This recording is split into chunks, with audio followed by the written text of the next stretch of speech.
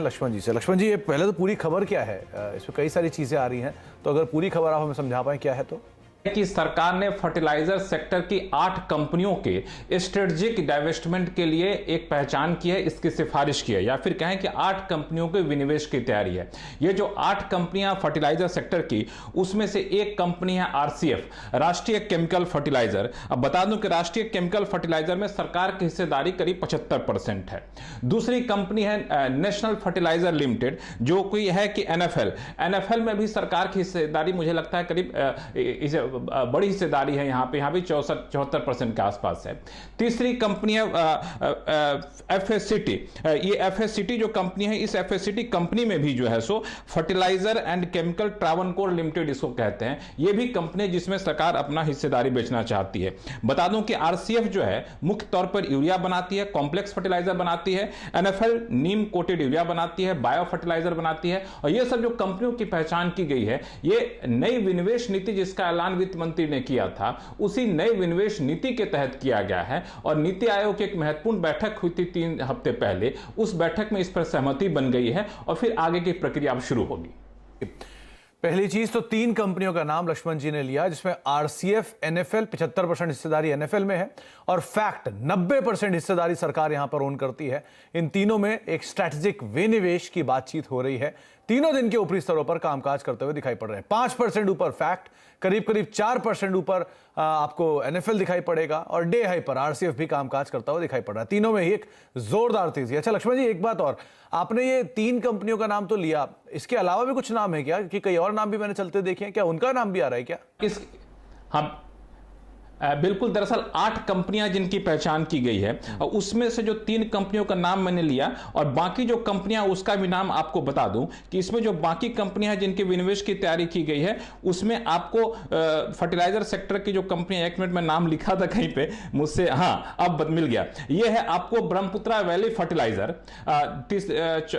5वीं कंपनी है Hindustan fertiliser corporation limited, 6ठी कंपनी है मद्रास फर्टिलाइजर, 7वीं कंपनी है फर्टिलाइजर कॉर्पोरेशन ऑफ इंडिया और 8वीं कंपनी है FCI fertiliser corporation of India, Aravali gypsum and minerals. तो ये जो 8 कंपनियां हैं, इन 8 कंपनियों की पहचान की गई। आपको बता दूं कि पूरे फर्टिलाइजर मिनिस्ट्री के अंदर सिर्फ 8 ही कंपनियां हैं ही पीएसयू, तो सारी पीएसयू का विनिवेश यहां पे किया जाना है। इसके लिए तैयारी यहां पे चल रही है। ये डिपार्टमेंट ऑफ पब्लिक एंटरप्राइजेज ने इसकी पहचान की। नीति आयोग के अगुवाई में, सीईओ की अगुवाई में जो कमिटी बनी है, उसने सैद्धांतिक सहमति बनी है और अब आगे की प्रक्रिया इसके तहत जारी की जाएगी। तो ये जो है 8 कंपनियां हैं जिनको पहचान की गई है विनिवेश के लिए। इनफैक्ट मद्रास फर्टिलाइजर 9% ऊपर अब कामकाज करता हुआ दिखाई पड़ रहा है, डे हाई पर ये भी पहुंच चुका है। फैक्ट के साथ साथ आरसीएफ और एनएफएल, तीनों नाम भी ऑलरेडी डे हाई पे। अच्छा लक्ष्मण जी, आपने नाम तो बता दिया, कब तक ये पूरा प्रोसेस होगा एग्जीक्यूशन में? कैसे इसका गोइंग फॉरवर्ड प्लान बनेगा? कब तक माने इस पे कुछ फर्दर सहमति आते हुए दिखाई पड़ेंगे? कैसे टाइमलाइन रहेंगी?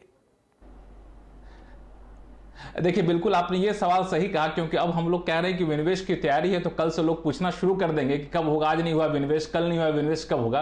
तो बता दूं कि ये अभी प्रक्रिया की पहली चरण है।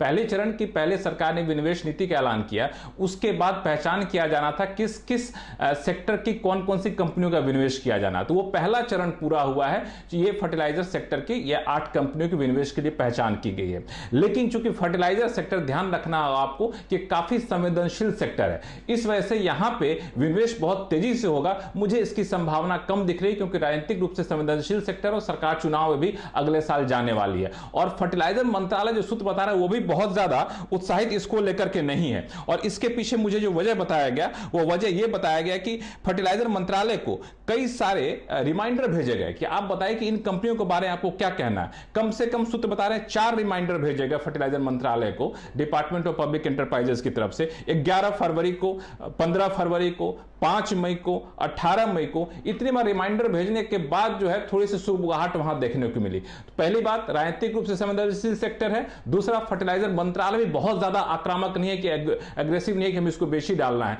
तो दोनों तरफ से एक रिजर्वेशन दिख रहा है। तो इसी वजह से मुझे लगता है कि यह प्रक्रिया थोड़ी सी लंबी खिंच सकती है। चले, लेकिन फिलहाल तो स्टॉक में रिएक्शन अच्छा है। डे हाई पर ये तमाम शेयर कामकाज कर रहे हैं। 3.5% ऊपर फैक्ट है, आरसीएफ करीब 2.5% ऊपर है और एनएफएल भी करीब 2.5% ऊपर कामकाज कर रहा है। लेकिन मद्रास फर्टिलाइजर करीब 9% ऊपर कामकाज करता हुआ दिखाई पड़ रहा है। पूरे फर्टिलाइजर स्पेस में बज़ आ चुका है। बहुत बहुत शुक्रिया लक्ष्मण जी, ये खबर हम तक पहुंचाने के लिए। आगे भी इसके ऊपर हम आपसे और डिटेल समय समय पर लेते रहेंगे। गावा सर, कोई चार्ट इसमें से आपको बेहतर लग रहा है क्या?